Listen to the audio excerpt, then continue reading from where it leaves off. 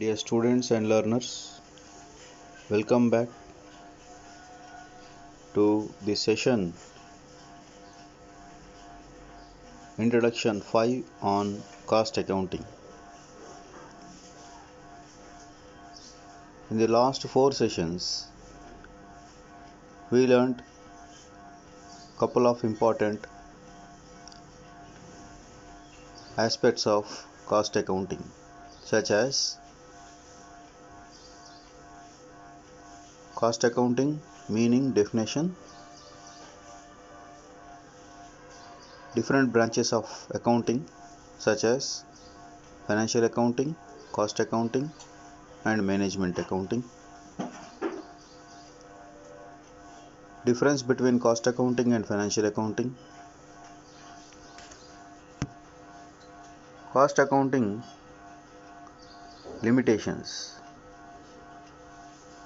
Similarly, classification of costs and elements of costs. In the third session, we learned understanding the costs. And in the last session, that is session 4, we had gone through short answer questions and long answer questions related to computation of factory cost, prime cost, classification of costs, and long answer questions on cost sheet. Hope all the 4 sessions are useful to you and you understand well the concepts and computation method of cost sheet. In this session, we are going to cover few of the concepts and leftover aspects of costing for better understanding and having a broad view on cost accounting. Initially, we start with the concept of cost and expense. You know very well, in the general parlance, for that matter even in the cost accounting parlance, both words cost and expense are used interchangeably. In the place of expense, we use cost. In the place of cost, we use expense, treating them as same. But when you go and see in detail, there is a small difference between cost and expense as far as cost accounting concerned. Before we see in detail, let me show you one chart which helps you to understand the difference between the cost and expense. This particular chart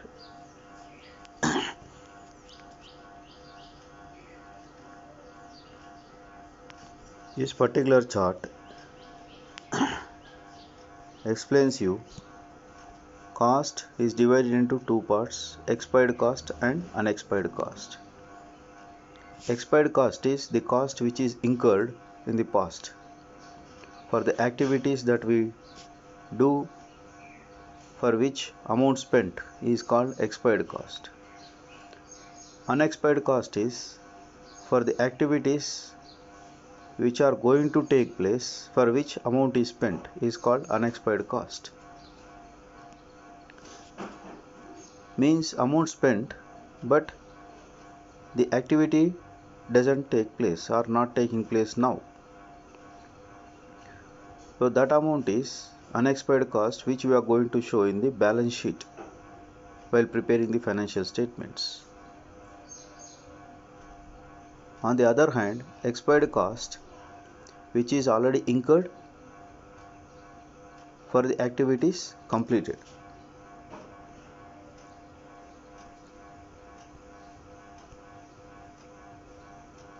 which are again divided into two parts like expense and loss. Expense is the amount spent on the activities. But what is the other aspect? Loss. Loss is, it is not the amount spent, but it is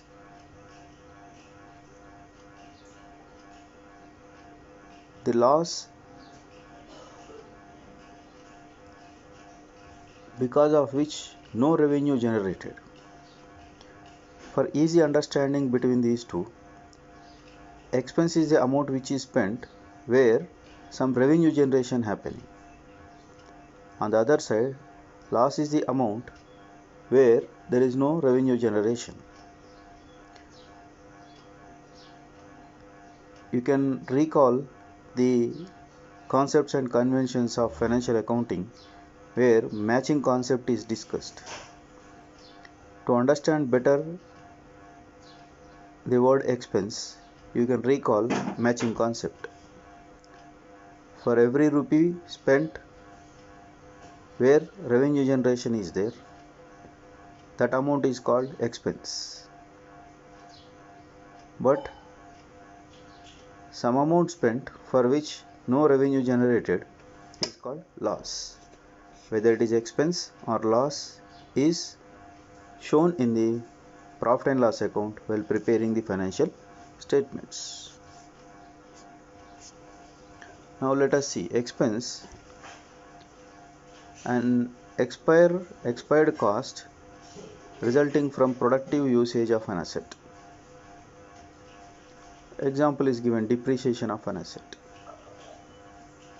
So when you depreciate the asset, it is an expense, and that asset helped you in producing the goods and services which in turn generates revenue.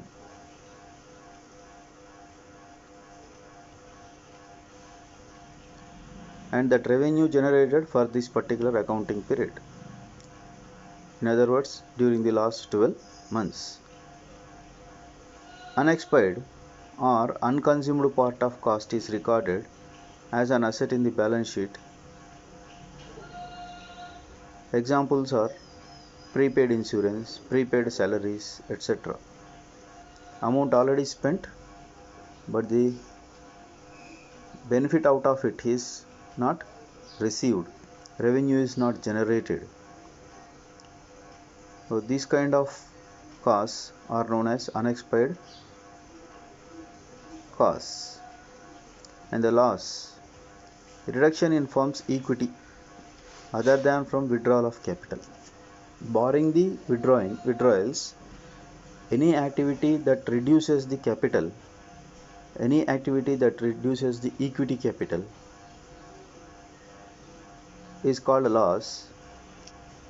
For easy understanding, that amount which we are spending, if it is not if it is not raising the revenue for this accounting period, which is loss. Without generating.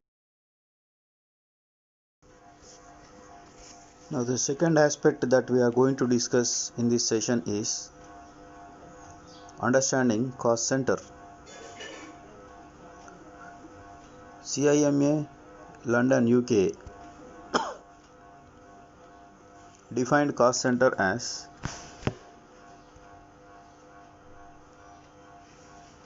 a location, person or item of equipment for which cost may be ascertained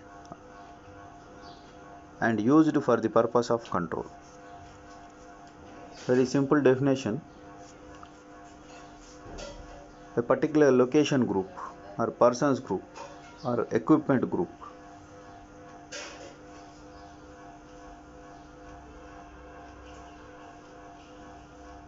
where for the purpose of controlling cost, if the cost is ascertained, it is called cost center. Detailed discussion is also presented here. Personal cost center, which consists of a person or a group of persons, like department of production, where production labor is considered as a group. Similarly, production, it's a place where actual production takes place, like melting shop, mission department, welding department, etc. Department wise, where production takes place. Services, a supporting service or supporting or ancillary to the main course of action is called ancillary, such as powerhouse, tool room, store room, repair shop, canteen, etc. Purpose of the division of cost centers in this form is to control the cost. Means computing on the basis of cost center is only to control it. When you go and divide the cost on the basis of various aspects like this, then the controlling is very easy. The second one is cost unit. It is further division of cost center costs on the basis of persons, on the basis of place, on the basis of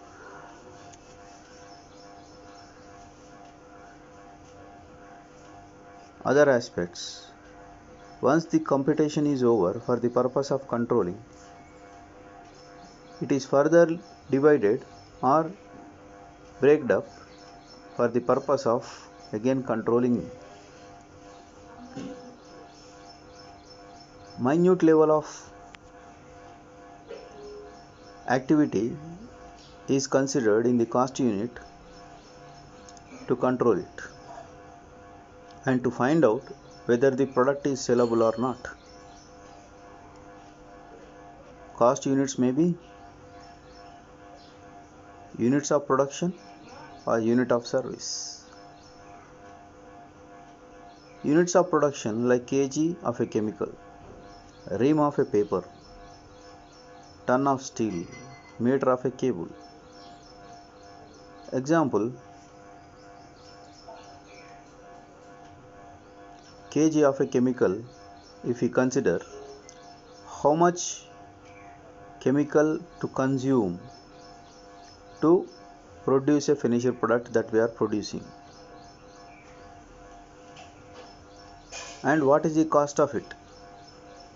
Example, 1 kg of chemical is enough to produce one finished product that we are producing, and the cost of 1 kg of chemical is say 1000 rupees.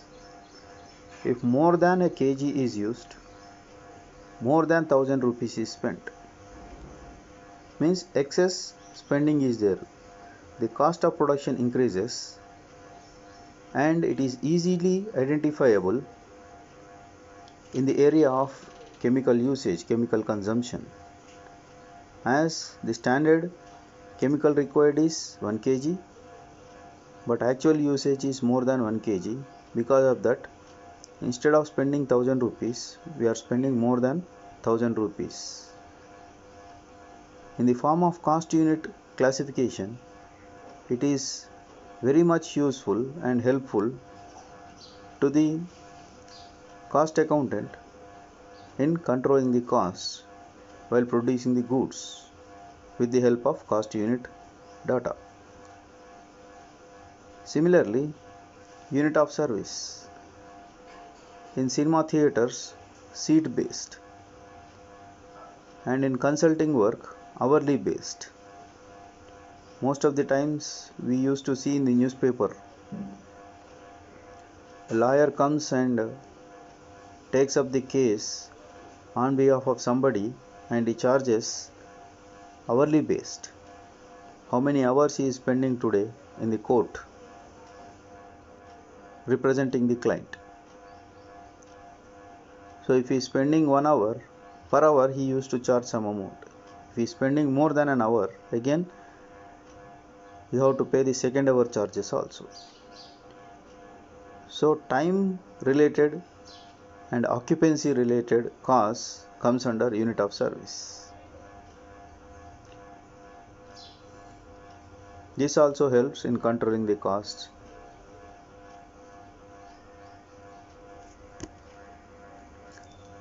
Third and important aspect of this session is understanding methods of costing.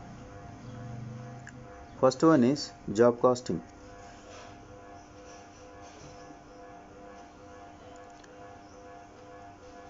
It is applied where work is undertaken to customers' specific requirements.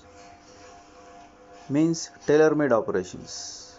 Every time customer comes and he gives his own specifications, based on which as a manufacturer you have to manufacture them, produce them according to the requirements.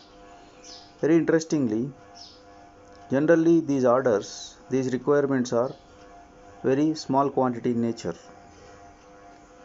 and in this case we apply a method called job costing. In the businesses like printing, repair shop, interior decorators, painters, etc., we apply the job costing. Second one is contract costing, which is also known as terminal costing.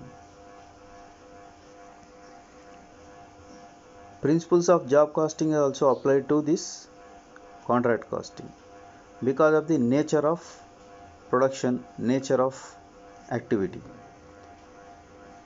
The difference between job costing and contract costing is size and time. In job costing, the size of the order is very small. In the contract costing, the size of the order is very big, large in nature. To complete or to finish the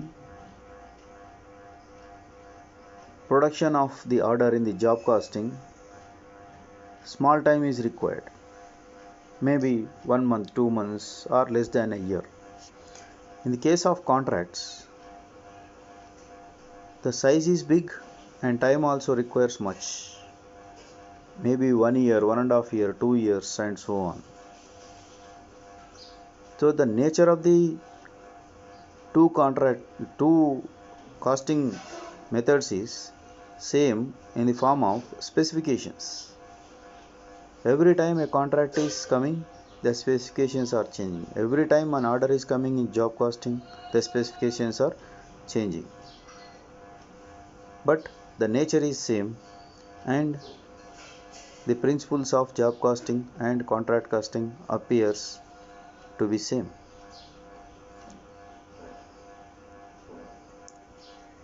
In the construction area like buildings, dams, bridges, contract costing is suitable and applied in real time also. Third one is batch costing. The cost of a batch or group of identical product is ascertained. Like ready-made garments business, tires making business, shoe making business, tires and tubes and component parts production businesses. The method of batch costing is applied where identical products are produced in big number.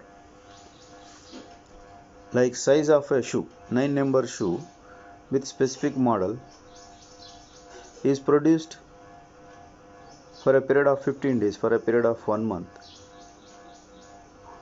as it is to be supplied to all the distributors staying in different parts of our country or customer base. So where batch costing is applicable, every batch will have number and cost is computed and matched with that number, which helps in turn to control and further analysis. Next and important costing method is process costing. It is used where mass production, huge production is there in the industries, where the production process is standardized and that production process is continuous in nature. Means once it is standardized without any disturbance, the production goes on. Like everyday newspaper printing is standardized, where mass production is there in different schedules, in different stages. The process goes, and in mass output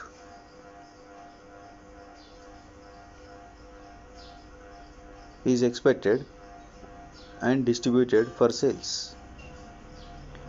Costs are accumulated for each process or department, and every department or every process, the costs are computed and kept in the record for further analysis in this process costing. Finished product of one process is passed on to the next process as raw material. Example, we have three processes. Initially raw material is used in the process 1, but the finished product of process 1 will be the raw material for the process 2, and similarly finished product of process 2 will be the raw material for process 3. This way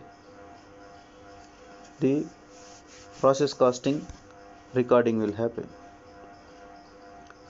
Industries like textiles, chemical works, sugar mills, refineries are using this process costing. Fifth one, operating costing. More detailed application of process costing will take place in the operating costing. The process may consist of numerous operations. It is something like subdivision of process costing. When the operations are many in every process, and that process is again subdivided to find out what is the cost spent in every operation. Small operations taken up, and cost is computed for better control. Means process based costing is kept aside and operation based costing is adopted if more number of operations are there in the process. Process costing is applied where operations are less, subdivisions are less. When the subdivisions are more in every operation, then operating cost is taken up.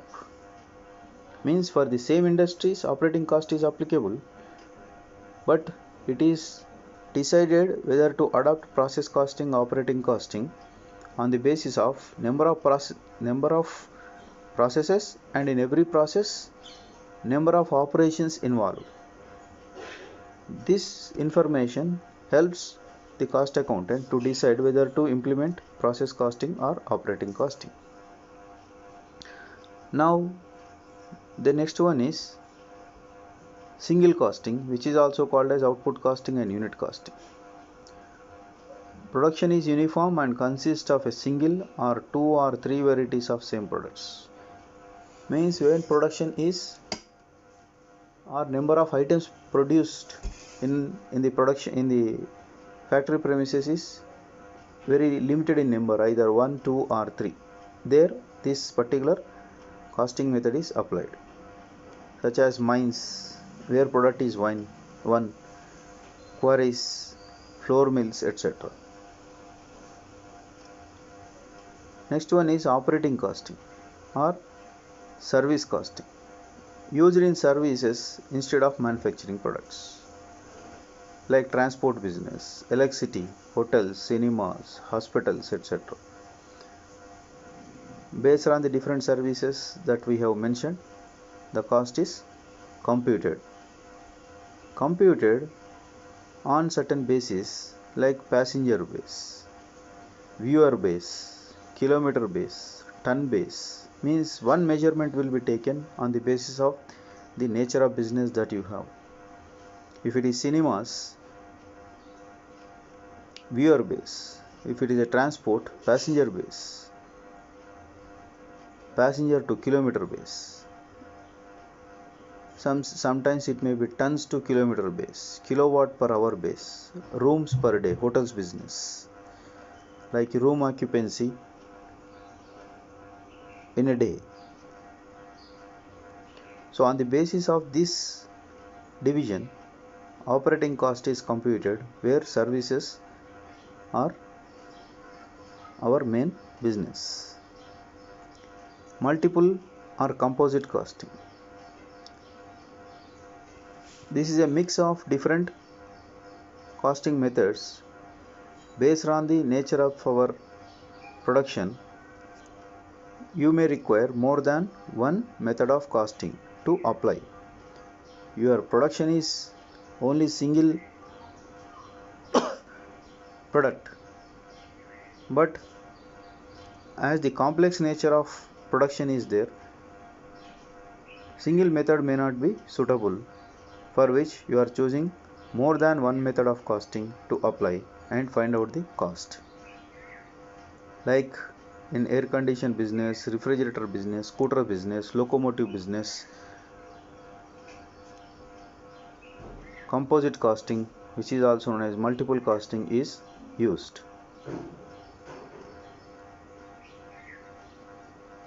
Now focus on the techniques of costing, which is also known as types of costing. First one is uniform costing, used for common control and comparison of costs. Comparison between last year to this year, or one stage to the other stage. Uniform costing is used. Standard format and standard methods will be defined in advance and comparison is made. Second one, most popular, is marginal costing. Primarily it focuses on differentiating between fixed cost and variable cost and its impact on profit, including covering the volume of production. Means cost is considered here, volume of production is considered, and relation between cost, volume and impact on profit is studied in marginal costing. Next one is standard costing. In standard costing, with the help of formulas, predefined rules, standards are set for every cost center or for every department or for every process, etc. And those costs are compared with the actual costs. Means standard set are known as pre-computed costs. Before commencement of operations, costs are computed based on some standards, based on some rules. That standards are compared with the actual costs. Actual costs are costs incurred while producing the goods. So if any deviation is there between the standard cost and actual cost, that is identified, analyzed further, why such deviation and what are the causes for the deviation. If the deviation is increasing the cost of production, and focus will be shifted how to control it. If the deviation helping to reduce the cost, again reasons found and standards are reset in the future course of action. Historical costing, ascertainment of cost actually incurred on work done in the past. It is as simple as recording the cost whenever the activity is taking place. Direct costing, charging all direct costs, variable and some fixed costs is followed in the direct costs. Remaining costs are written off as against profits. The costs mentioned in the first stage are taken up, and anything not covered in the first stage are written off whenever there are profits. So this is the only method which considers the profit to write off the costs, is called direct costing. Absorption costing, unlike direct costing, it charges all costs, not leaving any costs. So those are the techniques available in the cost accounting. Now let us come to the last stage. Cost Accounting Standard Board CASB is formed. Let us understand that also. This organization focuses on generally accepted cost accounting principles. You know very well, you have GAAP also, generally accepted accounting principles applicable in the financial accounting. Similar to that, you have some set of principles which are prepared and implemented and adopted in the cost accounting, called generally accepted cost accounting principles, which are prepared by CASB, Cost Accounting Standard Board. It considers the prevailing and applicable laws, usage of laws, and the business environment prevailing in the country, and prepares the accounting principles related to costing. For CASB will have a standard board for which chairman and members are there. There is separate criteria on appointment of both chairman and members. Right now we are not discussing about the process of appointment of that board, but let us focus on 39 areas of standards which are identified by the CASB, called as cost accounting standards. For every cost accounting standard, number is given like CAS1, cost accounting standard 1. Similarly, up to 39 standards are there. But out of all, at undergraduate level, just I am giving the examples in this presentation, a few. CAS1 speaks about classification of costs. On what basis the costs must be classified, and allocation process of cost also comes under the CAS1. CAS2 speaks about capacity determination, capacity of plant, capacity of the production unit is determined based on some principles laid down in this CAS2. CAS3 addresses the area of overheads, which is very important while computing the costs. CAS speaks about material cost. CAS 10 speaks about direct expenses. CAS 11 speaks about administrative overheads. And CAS 11 speaks about manufacturing costs.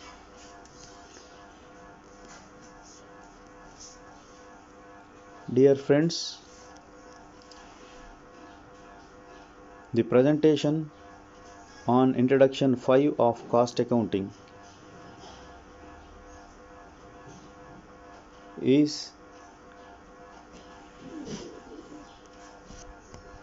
here we are closing. If you have any queries and doubts on this presentation, please post your comments and raise your doubts in the chat box of YouTube channel named Dr. ASK Teaching Leaf. Another important addition to this presentation is a Google form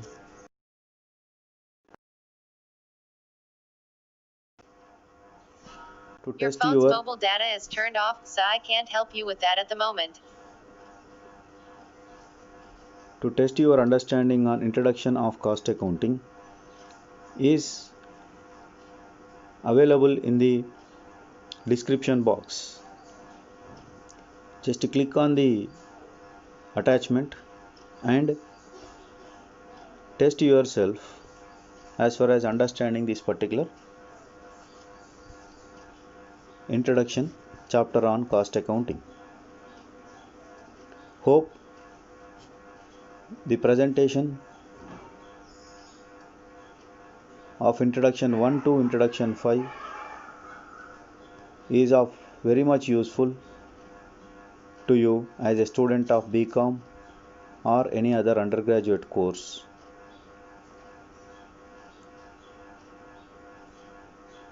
Thank you one and all.